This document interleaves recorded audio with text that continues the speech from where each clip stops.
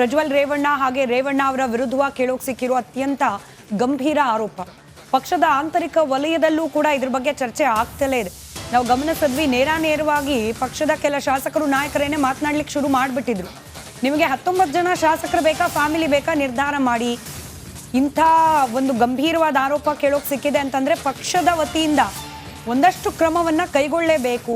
ಈ ರೀತಿಯಾದ ಒತ್ತಡ ಬಂದ ಬೆನ್ನಲ್ಲೇ ಪ್ರಜ್ವಲ್ ರೇವಣ್ಣ ಅವರನ್ನ ಅಮಾನತು ಮಾಡಲಾಯಿತು, ಇತ್ಯಾದಿ ಇತ್ಯಾದಿ. ಇಲ್ಲಿಗೆ ನಿಂತಿಲ್ಲ ಪ್ರೆಷರು ಅಂತ. SIT ತನಿಖೆಗೆ ಹಾಜರಾಗಬೇಕು. ಅವರು ವಿದೇಶದಲ್ಲಿ ಇತ್ಕೊಂಡ್ರೆ ಇದಾಗೋದಿಲ್ಲ. ಕರೆಸಿ ಪಕ್ಷಕ್ಕಾಗ್ತಾ ಇರುವ ಮುಜುಗರವನ್ನ ಸ್ವಲ್ಪ ಕಮ್ಮಿ ಮಾಡ್ಕೊಳ್ಳೋಣ, ತನಿಖೆಗೆ ಸಹಕರಿಸಲಿ ಅವರು. ಆದಷ್ಟು ಬೇಗ ಪ್ರಜ್ವಲ್ ರೇವಣ್ಣ ಅವರನ್ನ ವಾಪಸ್ ಭಾರತಕ್ಕೆ ಕರೆಸಿ ಅಂತ ಹೇಳಿ ದೇವೇಗೌಡರ ಕುಟುಂಬಸ್ಥರ ಮೇಲೆ ಪಕ್ಷದ ಇತರೆ ನಾಯಕರು, ಶಾಸಕರು, ಆಪ್ತರು ಸಲಹೆ ನೀಡ್ತಿದ್ದಾರೆ, ಒತ್ತಡವನ್ನ ಹೇರ್ತಾ ಇದ್ದಾರೆ.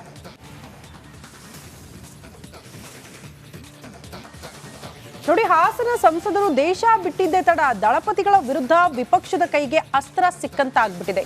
ದೊಡ್ಡಗೌಡರ ಫ್ಯಾಮಿಲಿ ಮೇಲೆ ವಿಪಕ್ಷ ನಾಯಕರು ಎಗರಿ ಮುಗಿ ಬೀಳ್ತಿದ್ದಾರೆ. ಈ ಎಲ್ಲ ಬೆಳವಣಿಗೆಯ ಕುರಿತು ಒಂದು ವರದಿ ಇದೆ, ನೋಡ್ಕೊಂಡು ಬರೋಣ.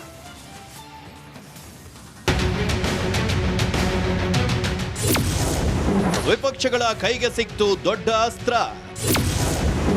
ದಳಪತಿಗಳ ಮೇಲೆ ಹೆಚ್ಚಿದ ಒತ್ತಡ. ಪೆನ್ಡ್ರೈವ್ ಪ್ರಕರಣ ದಳಪತಿಗಳ ಮಾನವನ್ನೇ ಹರಾಜಾಗ್ತಾ ಇದೆ. ಪ್ರಜ್ವಲ್ ರೇವಣ್ಣ ದೇಶ ಬಿಟ್ಟು ಓಡಿ ಹೋಗಿರೋದನ್ನೇ ಎನ್ಕ್ಯಾಚ್ ಮಾಡಿಕೊಳ್ಳಲು ಕಾಂಗ್ರೆಸ್ ಸ್ಕೆಚ್ ಹಾಕ್ತಾ ಇದೆ. ಎಸ್, ವಿದೇಶಕ್ಕೆ ಹಾರಿ ಹೋಗಿರೋ ಪ್ರಜ್ವಲ್ ರೇವಣ್ಣನನ್ನ ತಕ್ಷಣ ವಾಪಸ್ ಕರೆಸಬೇಕು, ಇಲ್ಲದಿದ್ರೆ ವಿಪಕ್ಷಗಳಿಗೆ ನಾವೇ ಆಹಾರ ಕೊಟ್ಟಂತಾಗುತ್ತೆ. NDA ಮೈತ್ರಿಕೂಟವೇ ಮುಜುಗರ ಎದುರಿಸುವಂತೆ ಆಗುತ್ತೆ. ರಾಷ್ಟ್ರ ಮಟ್ಟದಲ್ಲಿ ರಾಹುಲ್ ಗಾಂಧಿ, ಪ್ರಿಯಾಂಕಾ ಗಾಂಧಿ ಅದೇ ವಿಷಯವನ್ನ ಅಸ್ತ್ರವಾಗಿ ಪ್ರಯೋಗಿಸುತ್ತಿದ್ದಾರೆ. ಇಂಥ ಹಲವು ಕಾರಣಗಳು ದಳಪತಿ. ನಡಿ, ಈಗ ಶುರು ಮಾಡೋಣ.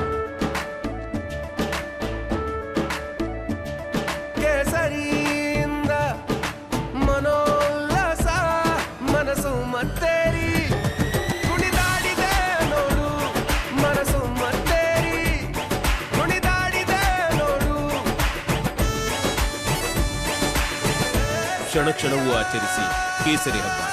ವಿಮಲ್ ಬಾಯಲ್ಲಿ ಹೇಳಿ ಕೇಸರಿ. ಮೇಲಿನ ಒತ್ತಡವನ್ನ ಹೆಚ್ಚಾಗುವಂತೆ ಮಾಡಿದೆ. ಆ ಅಸ್ತ್ರಗಳೇನು ಅಂತ ನೋಡೋದಾದ್ರೆ, ದೇಶದಿಂದ ತಲೆಮರೆಸಿಕೊಂಡಿದ್ದಾರೆಂದು ಎಲ್ಲೆಡೆ ಪ್ರಚಾರವಾಗ್ತಾ ಇದೆ.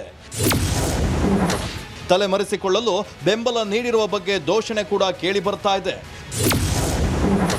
ದೇವೇಗೌಡರು ಹಾಗೂ ಪ್ರಧಾನಿ ಇದಕ್ಕೆಲ್ಲ ಕಾರಣ ಅಂತ ಕೂಡ ವಿಪಕ್ಷಗಳು ಆರೋಪವನ್ನ ಮಾಡ್ತಾ ಇದ್ದಾವೆ. ಕಾಂಗ್ರೆಸ್ ನಾಯಕರ ಪಾಲಿಗೆ ಪ್ರಜ್ವಲ್ ಪ್ರಕರಣವೇ ಆಹಾರವಾಗುತ್ತೆ. ಪ್ರಜ್ವಲ್ ಅನ್ನ ವಾಪಸ್ ಕರೆಸದಿದ್ರೆ NDA ವಿರುದ್ಧ ಅಸ್ತ್ರ ಕೂಡ ಪ್ರಯೋಗ ಮಾಡ್ತಾರೆ. ವಿದೇಶದಿಂದ ಶೀಘ್ರ ಕರೆಸುವಂತೆ ದಳಪತಿಗಳ ಮೇಲೆ ಈಗ ಒತ್ತಡ ಹೆಚ್ಚಾಗಿದೆ.